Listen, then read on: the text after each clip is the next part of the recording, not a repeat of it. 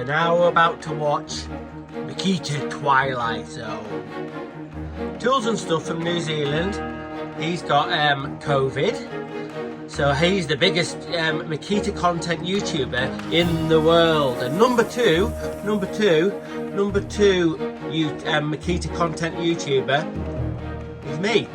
So I'm not really doing a lot of videos because I'm making a dinosaur. But to keep all the MAKITA fans happy, even though this isn't a MAKITA tool, here we go. Hi, welcome back to John's Random Review. This is HITACHI stud cutter or rod cutter part 2. I hope you've watched the first one when I took this machine apart and kind of figured out it was the motor. That's not the motor. This is the motor here. It's looking a bit sorry for itself, isn't it? Like I said, I'm not. Someone out there is going to go, "Oh, John, why didn't you rewind it? Rewind it." No, I'm not rewinding it. I'm not rewinding it. So I ordered a new one from one of these parts stores on the internet, and it's on. Well, they didn't have it in stock. The motor for this machine, this Hitachi rod cutter, I think 50 quid. 50 quid. But I thought, oh well, I need it. I need a new. The motor is absolutely knackered, so I need a new motor. So I thought, right, okay. So I pressed the button, and then he sent me an email. This was like a month ago, and they sent me an email saying, "Oh, sorry, Mr. Nixon, but you haven't got it in stock yet." So I thought, right, okay, what am I? So I was looking for motors on eBay, and I found this one, and it's pretty much identical to this one, the one that's burned out. But this one's come with a little, obviously you can see it's a spindle on it. A spindle with a little spline on it for going onto some of the gear arrangement. And I need to get that off. Now, a really good YouTuber, sort of one of them proper workshop guys, would have had like a little puller to put, to pull that off. But I've only got this I've only got this bloody thing here, too big. So I'm gonna grind it off. Don't panic, I know what I'm doing. Bloody hell, I've been around the bloody block.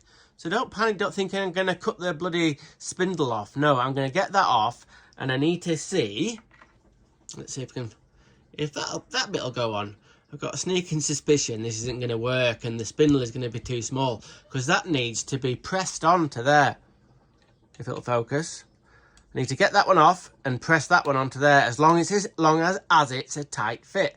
The body is about the same as the other one, pretty much exactly the same widths and lengths and everything. So that's the first job. Now the other thing I mentioned in the first video, don't look at that bit. Don't look at that. Well, you don't want to see my fuck ups. Anyway, don't look at that bit. I'm going to sort that bit out. But what I've done is done a little bit of obviously fucking hell, a bit of multi-tooling in there to try and figure out a way so a MAKITA battery would go onto it. So with my little bit of multi-tooling and fuck-uppery, I'm going to fill that with something. Don't panic. I've got that to slide on like that. It's not going to be an exact fit. As you can see, there's going to be a bit of a gap there. And little bit more jiggery pokery on it. It's a bit loose at the moment, so I'm going to do some more jiggery pokery and try and get this to fit in there somehow. Will I do it? I don't know. Take it back, all you naysayers. I grinded the little cog off, not put a mark on the spindle, so hopefully I'll be able to press the other coggy bit on. I did it. See that thing on the left-hand side, laying down? That's what I did it with, the old hammer. Brute force and ignorance, that's what it's all about. What clamshell work do we need to do? I need to tidy that little bit up a bit. And I need to just tidy this a little bit. I've done a little bit of multi-tool and grinding to get that battery terminal in. So hopefully it's going to work. A little bit of grinding, a little bit of sanding. And it'll be able to take a MAKITA battery. We're making progress, muckers. I've got the battery connected, the MAKITA one set up. What I've done is I've put a little bit of plastic behind there and I've hot snotted back of it, and I've had to make like an extra bit to catch the battery like that. That's just super. Ooh, That's just super glued on at the moment. I'm going to put some pins through that, I think, to give that a bit of strength. But all this is set up. Right, I've got a battery on it. Is it going to blow up? It works absolutely fine. So there's no burning down there, thank goodness. Some of the wiring's a bit dodgy, but never mind. But it all works. So for now, I'm going to leave this motor in, sort of. I can put everything, hopefully, back together. Here we go. It's all back together. All the screws are in on the body. I've got all the... Bloody hell, that looks a bit complicated. I'm going to show that running in a minute. But yeah, all the actual mechanism is all installed now. And do you think this looks slightly better than... Do you think it looks pro? Pro? Well, I'm a long way from being bloody pro, I tell you. I had to end up putting these two little screws in to hold this battery terminal in, but I still haven't put the pins through here. But I put these, as I said previously, I put these little extra tabs on to catch the battery, because the battery was going to come straight off.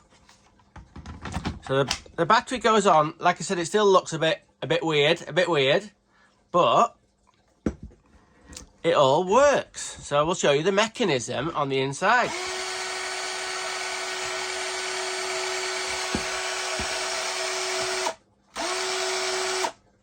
Right, so this is where this is the proper business end of it. These are the little cutting jaws to cut the M10 rod. Now then, there's a few of these. I thought I was getting a bargain when I got this machine for, I think it was about 60 quid. Obviously body only, and the motor had gone, so I've sorted the motor out, got it all working, and then, I should have done this at the bloody start. And then I looked on, I'll see how much these little cutting teeth are. Do you know what I mean? See how much they are. They're 20 quid. I'll put some new ones on. Sorted. Well, a pair of these cutting teeth, M10 ones, I don't know if you'd call them cutting teeth, cutters. Anyway, so a pair of these online or wherever, fucking hell, 85 quid.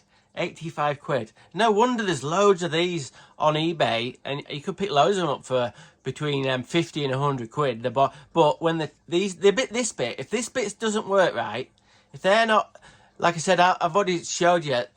Well, that one is actually not too bad. See, if it'll focus, that one is a brand new cut. I've got a brand new cutting edge on. Look at the other end; it's mullered. So I've got one that's okay. Look, half of one. This kind of goes in there like that. You see what I mean now? And this one's, when it actually operates, the big cam and all the gearing drives this jaw around, and these two cutters, we'll call them cutters, they skim by the side of each other and nip off the actual M10 rod. But the main thing that this machine is for is nipping off the rod and being able to get a nut on without it all being jagged at the end. So if it doesn't do that, well, there's not much. You could say there's not much point to it, but if this was got to a point where I could cut the rod and I could just zip it over with an angle grinder just to tidy the end up, I'd be okay. Well, I'm stoked to have done it anyway. I think my bloody jiggery pokery Heath Robinson is getting a little bit better. So what else have we done? Oh, you knew I was going to do this. Tell you what I don't like.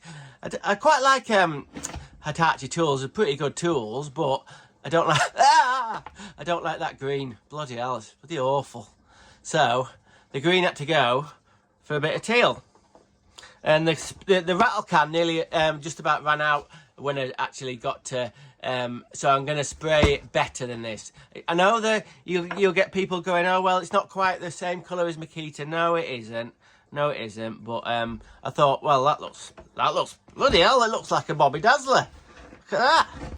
This bolt goes through here somehow, yeah, and then it just keeps everything nice and tight when you're cutting the rod. Yeah. So, what have I got to do with it now? And why have I not finished this video?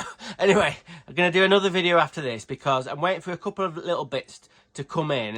There's a special screw that goes in here that holds the other jaw. That was fucking £5 just for the screw. It must be like a special hardened steel screw So in the next video, the final video of this, we're going to get it all working. I've got some decals to put on and everything, so it looks like a proper Makita machine, and then we're going to test it. So, okay, thanks for watching. Remember, random is rad. Rock on.